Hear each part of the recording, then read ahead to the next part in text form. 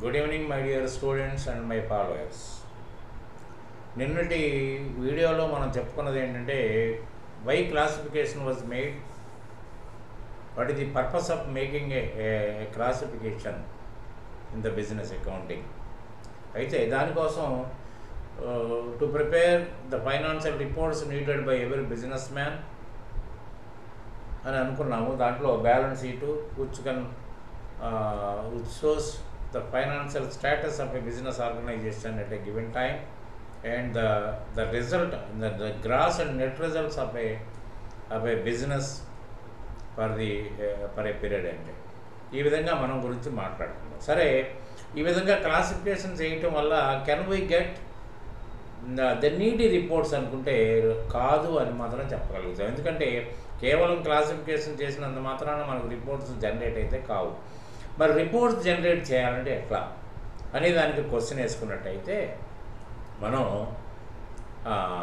ప్రతిదీ అసలు జరిగినట్టుగా ఒక క్రమ పద్ధతిలో మనం దాన్ని రికార్డింగ్ చేయాల్సిన పరిస్థితి వస్తుంది. క్రమ పద్ధతిని ఎందుకంటున్నామంటే డబ్బులు పట్టుకొచ్చి ఏం చేసాము, దాంట్లోంచి కొంత భాగం తీసి ఫర్నిచర్ కొన్నాము, కొంత రెంటల్ అడ్వాన్స్ ఇచ్చాము, కొంత గూడ్స్ కొన్నాము, లేకపోతే కొంత టెంట్ హౌస్కి ఇచ్చాము. ఈ విధమైన ప్రాసెస్ జరుగుతుంది కదా. అంటే how you received money and how you utilised the money అనేది ఒక క్రానలాజికల్ ఆర్డర్లో మనం చేసుకురావాల్సి వస్తుంది. దీన్ని మనకి అకౌంటింగ్ సైకిల్ అని ఒక నామకరణం చేశారు.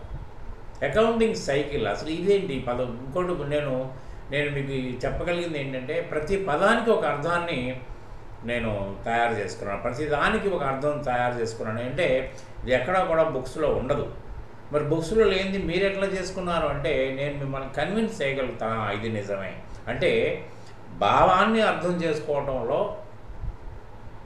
మన ప్రయత్నం మనం చేసినట్లు లెక్క. భావం ఇప్పుడు తెలుగులో మాట్లాడితే మనందరికీ అర్థమవుతుంది, ఇంగ్లీష్లో మాట్లాడినా కొంత అర్థమవుతుంది, వేరే లాంగ్వేజ్లో మరాఠీలో మాట్లాడినా హిందీలో మాట్లాడినా మనకు అర్థం కాకపోవచ్చు. కానీ ఆ భావాన్ని ఆ స్టైల్లో కానీ మనం కనుక అబ్జర్వ్ చేసినట్టయితే we can understand something what is going to say.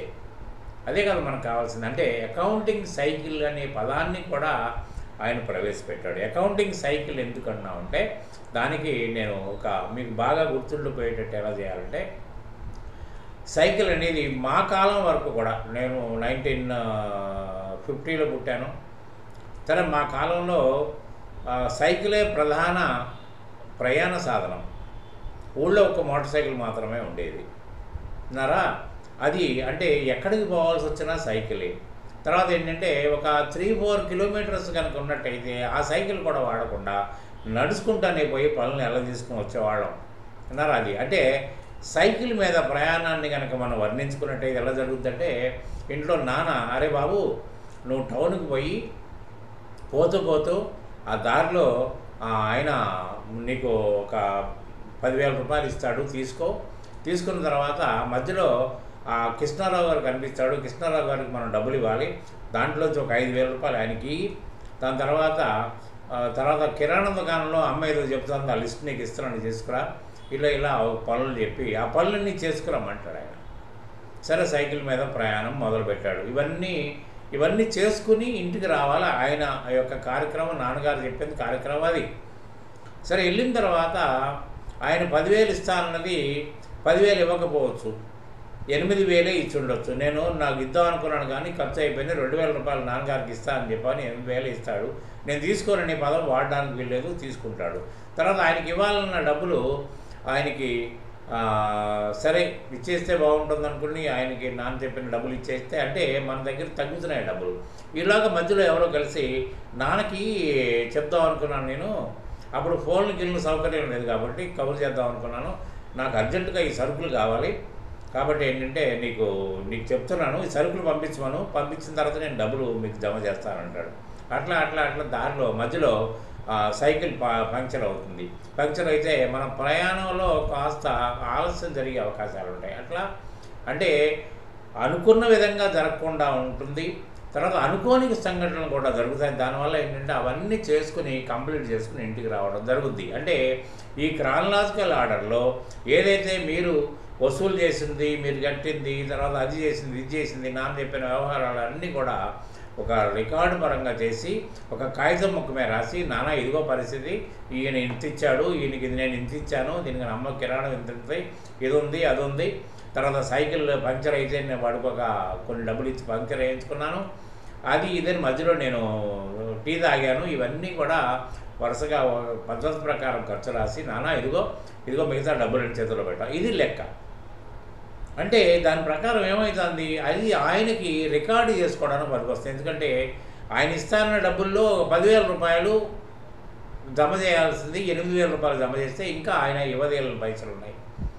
అట్లనే మనం ఇతర వాళ్ళకి ఇవ్వాల్సిన డబ్బులు కూడా ఇచ్చేవాడిని కాబట్టి ఆ బదులు క్లోజ్ అయ్యే పరిస్థితి. అంటే ఈ విధంగా మార్పులు చేర్పులు జరుగుతాయి. నిజంగా బిజినెస్ కూడా అలాగే జరుగుతుంది, అనుకోని పరిస్థితుల్లో అనుకోని విధంగా జరుగుతుంది. సో అలా రికార్డింగ్ చేసుకుంటూ పోవటం అనేది దాన్ని ఏంటంటే జర్నలైజేషన్ అంటారు. జర్నల్ అంటే చిట్ట అంటే డే షీట్ అంటే రోజువారీ ఖర్చులు నమోదు చేసే కాగితం అనుకోండి మీరు. అది ఏదైనా పర్వాలేదు, దానికి ఒక లైన్లు ఉండాల్సిన అవసరం లేదు. అది దాని తర్వాత మరి బాగానే ఉంది. దీనివల్ల మీకు తేలింది ఏంటి, అబ్బాయి వసూలు చేసిన డబ్బుల్లో అబ్బాయి నేను చెప్పిన ఖర్చులు పోగా, తర్వాత ఇతరులు ఆ ఛాయ్ తాగిన ఖర్చులు, పంక్చర్ వేసుకున్న ఖర్చులు, ఆ ఖర్చులు ఈ ఖర్చులు పోగా మిగతాది నాకు ఇన్ని రూపాయలు ఇచ్చాడు. అంటే నిల్వ రూపాయలు మాత్రమే దాని ద్వారా తెలుస్తుంది. అంటే ఇవాళ జరిగిన దాంట్లో నిల్వ డబ్బులు మాత్రమే తెలుస్తాయి. చేతిలో 2,000 రూపాయలు ఉంటే 2,000 రూపాయలు గల్లాలో వేసుకుంటాడు, బాగానే ఉంటుంది. కానీ తర్వాత ఏమైంది, ఇవ్వాల్సిన వాడు పద్దు తగ్గిపోద్ది, తర్వాత మనం ఇవ్వాల్సిన పద్దులు క్లోజ్ అవుతాయి, తర్వాత కొత్త పద్దులు స్టార్ట్ అవుతాయి, కొత్తగా అరువుకు మరి సరుకులు పంపించాలి కాబట్టి స్టార్ట్ అవుతాయి. తర్వాత అడ్మినిస్ట్రేటివ్ నిర్వహణ అంటే సైకిల్ పంక్చర్ కానివ్వండి, టీ ఖర్చులు కానివ్వండి, ఇతర ఖర్చులు కానివ్వండి, ఇవన్నీ యాడ్ అవుతాయి. అంటే వ్యాపారంలో ఇన్ని రకాల వ్యవహారాలని ఖచ్చితంగా మనం ఒక క్రమ పద్ధతిలో రికార్డింగ్ చేయాల్సిన అవసరం వస్తుంది. కానీ ఈ రికార్డింగ్ చేయటం వల్ల మనకు తెలిసింది ఏంటంటే కేవలం మన దగ్గర ఉన్న మన దగ్గర నిల్వ క్యాష్ మాత్రమే తెలుస్తుంది తప్ప ఏది ఈరోజు నిల్వ, నిన్నటి బ్యాలెన్స్ ఉంటే ఆ బ్యాలెన్స్ కలపడం జరుగుతుంది. కానీ ఈరోజు వ్యవహారాల్లో ఖర్చులు నిల్వ మనకు తెలుస్తుంది. దాని తర్వాత బాగానే ఉంది. మరి అయిన తర్వాత దీన్ని ఈ క్లాసిఫైడ్ బుక్లో రాయాలి. దాన్ని లెడ్జర్ అంటాం. Ledger it is nothing but A classified book. Classified బుక్లో ఏం చేస్తాం, మరి ఆయన దగ్గర నుంచి డబ్బులు వచ్చాయి కాబట్టి 10,000 రూపాయలు వస్తే 10 క్లోజ్ అయ్యేది. కానీ ఆయన 8,000 ఇచ్చాడు కాబట్టి ఇంకా 2,000 రూపాయలు ఆయన ఇవ్వదేళ్ళట్టు ఉంటుంది. అట్లనే అవతల వాళ్ళకి మనం ఇవ్వాలి కాబట్టి ఆయనకి మనం డబ్బులు ఇచ్చాం కాబట్టి ఆయన బద్దు క్లోజ్ అవుతుంది, కొత్తగా ఖర్చులు అవుతాయి. ఆ విధంగా మనకి మరి ఏదైతే మనం క్రానలాజికల్ ఆర్డర్లో ఒక వ్యవహారాన్ని రికార్డ్ చేశామో ఆ రికార్డుని సరైన స్థానంలో రకరకాల పేజీలు పెట్టి మనం ఇది ఇప్పుడు జర్నల్ చేసినప్పుడు ఏం చేస్తాం, వరుసగా రాసుకుంటూ వస్తాయి, ఎక్కడ గ్యాప్ లేకుండా. దానికి అలా ఉండదు. మనం ఇవ్వాల్సిన వాళ్ళకి కొన్ని పేజీలు, మనకు రావాల్సిన వాళ్ళకి కొన్ని పేజీలు, మనం సరుకు కొంటే కొన్ని పేజీలు, సరుకు అమ్మితే కొన్ని పేజీలు, జనరల్ ఎక్స్పెండిచర్ కొన్ని పేజీలు, ఇలా పేజీలు కేటాయి. దాన్ని డివిజన్లతో క్లాసిఫైడ్ బుక్ అంటారు. డివిజన్లతో కూడుకున్న బుక్ అని అంటాం మనం. ఆ విధంగా మనం దాన్ని ప్రిపేర్ చేస్తాం. చేసిన తర్వాత మరి ఏ రోజునైనా మనం ఈ రిపోర్ట్స్ ప్రిపేర్ చేయాలని అనుకున్నప్పుడు ముందుగా మనం చేయాల్సింది ఏంటి, ముందు దీన్ని ఒక బ్యాలెన్సింగ్ చేస్తాం. బ్యాలెన్సింగ్ చేస్తే పద్దులు క్లోజ్ అవుతాయి, ఇవ్వాల్సిన వాళ్ళు తేలుతారు. సపోజ్ 1,00,000 రూపాయలు పెట్టి ఒక సరుకులు కొన్నాం, ఆయనకు తప్పదాబాలు 20,000 ఒకసారి, 30,000 ఒకసారి ఇచ్చాము, 50,000 అయింది. ఇంకా ఆయనకి ఇవ్వాల్సింది 50,000, అట్లనే మనకు రావాల్సింది. ఇవన్నీ కూడినట్టయితే మనకి లెక్క బ్యాలెన్సింగ్ ఎప్పుడు ఎలా ఉంటుంది, వచ్చిన డబ్బులు మన దగ్గర నుంచి పోయిన డబ్బులు ఏ విధంగా అయినా కానివ్వండి, మనం ఎవరికైనా ఇవ్వడం కానివ్వండి, లేకపోతే ఇతరత్ర అడ్మినిస్ట్రేటివ్ ఖర్చులు కానీ ఇవన్నీ పోయిన డబ్బులు ప్లస్ చేతిలో ఉన్న డబ్బులు. అంతే కదండి. ఇప్పుడు 100 రూపాయలు మన చేతిలో ఉండి 80 రూపాయలు ఖర్చు పెడితే 20 రూపాయలు ఉంది. అంటే 80 + 20 = 100, ఇక్కడ 100. అంటే ఇది ఒక this is just like a weighing machine. Weighing మిషన్లో రెండు సమానంగా ఉంటాయి. ఎప్పుడు ఒక కిలో బాట్ ఇక్కడ వేస్తే కిలోకి సరిపడే సరుకులు ఉంటాయి. కిలోకి సరిపడే సరుకులు కాకపోతే 800 సరుకులు గ్రాముల సరుకులే ఉంటే అక్కడ 200 గ్రాములు బాట మనకి వేస్తాడు. మీరు మామూలుగా మీకు అనుభవమే, చిన్నపిల్లప్పుడు కూడా మనం చూస్తున్నాం. ఆ విధంగా బ్యాలెన్సింగ్ చేస్తాం. బ్యాలెన్సింగ్ చేస్తే ఏమవుతుందంటే మన లెక్క కరెక్టా కాదా అనేది ఒక టెస్టింగ్ అవుతుంది మనకి. దీన్నే మనకి ట్రయల్ బ్యాలెన్స్ అనే పదం వాడతాం. Trial balance.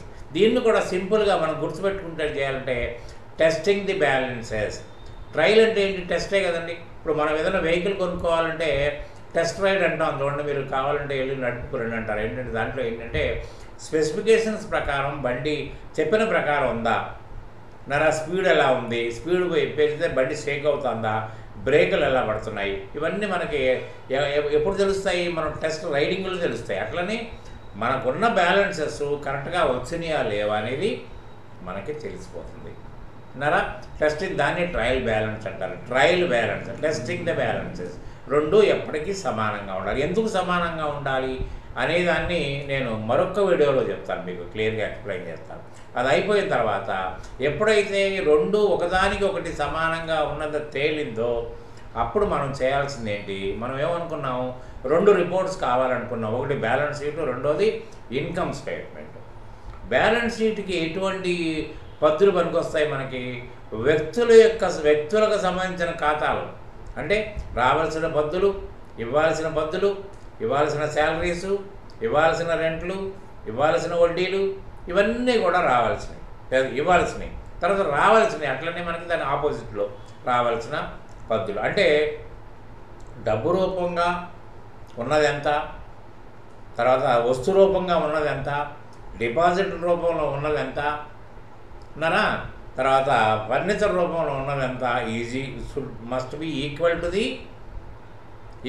The other liabilities అంటే బాధ్యతలు. లయబిలిటీస్ అంటే బాధ్యతలు ప్లస్ మీ పెట్టుబడి. అంటే మీ పెట్టుబడి, ఇతరులకు ఇవ్వాల్సిన డబ్బులు ఈజ్ ఈక్వల్ టు మీ దగ్గర ఉన్న ఫర్నిచరు, తర్వాత మీరు పెట్టిన సెక్యూరిటీ డిపాజిట్లు, మీ దగ్గర ఉన్న స్టాక్ ఒక వాల్యూ, మీ మిగిలిన అంటే ఇప్పుడు ఏ రోజున అనుకుంటున్నాం ఆ రోజుకి నిల్వగా ఉన్న సరుకు, నిల్వగా ఉన్న డబ్బులు, నిల్వగా ఉన్న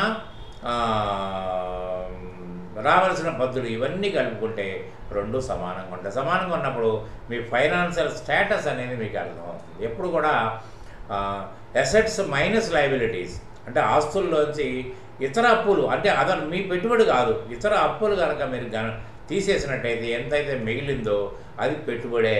అంటే మీ పెట్టుబడి పెరిగితేనేమో మీరు సౌండ్ లైన్లో ఉన్నట్టు, మీ పెట్టుబడి తరిగితే మీరు సౌండ్ లైన్లో లేనట్టు అనేది మనం బ్యాలెన్స్ షీట్ గురించి కూడా మన యొక్క పొజిషన్ చెప్పేయగలుగుతాం. మనం లాభాల బాటలో నడుస్తున్నామా, ఎలా నడుస్తున్నాం అనేది కూడా మనకు ఒక అవగాహన ఉంటుంది.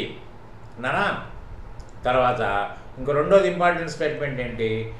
మీకు రిజల్ట్ ఆఫ్ ది బిజినెస్ అంటే మనం చేస్తున్న మన అంటే మనం ఏ ఉద్దేశంతో అయితే వ్యాపారాన్ని మొదలుపెట్టామో ఆ ఉద్దేశంలో వచ్చే ఫలితం నిజమా కాదా అనేది మనం తెలుసుకోవాలనుకుంటున్నాం. కాబట్టి దీంట్లో ఓన్లీ నామినల్ అకౌంట్ మాత్రమే, అంటే personal account, real account balance షీట్కి వెళ్ళిపోయినాయి.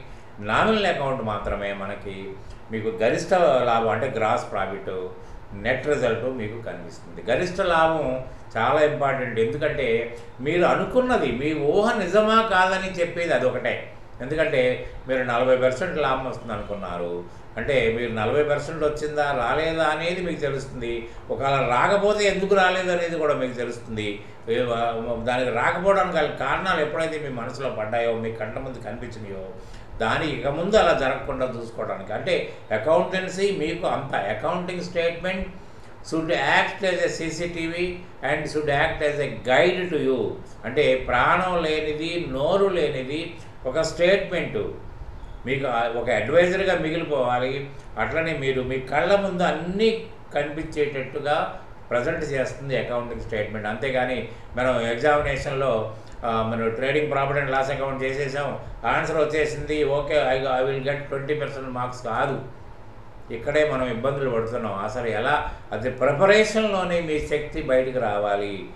మీరు దాని మీద అవగాహన ఉండాలి. You must be in a position to read and interpret అంటాను నేను. అంటే చదవగలగాలి. చదవడం అంటే స్టేట్మెంట్ చదవడం కాదు, చదవటం అంటే అర్థవంతమైన చదువు చదవాలి దాన్ని.